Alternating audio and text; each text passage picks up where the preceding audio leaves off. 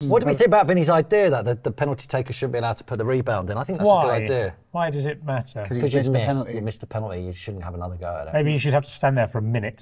With your hands on your head. Yeah. The corner flag. You have to sit on the floor and wait. The referee will tell him when it's time to move again. So it could be like that game where a player has to stand, you know, when you're playing in schools, you have to stand there and someone has to go through your legs before you can move again. Yeah. If you miss a penalty, you have to stand there till one of your players goes through your legs.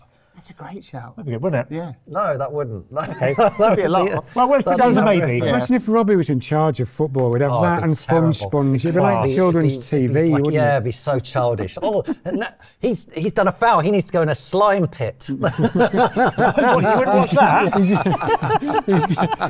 He's going to get gonked. Yeah, let's put him in a cage and gunk him. But I do quite like the idea, though. If you do miss a penalty, you've just got to stay there in that position for 30 seconds. It would be good fun.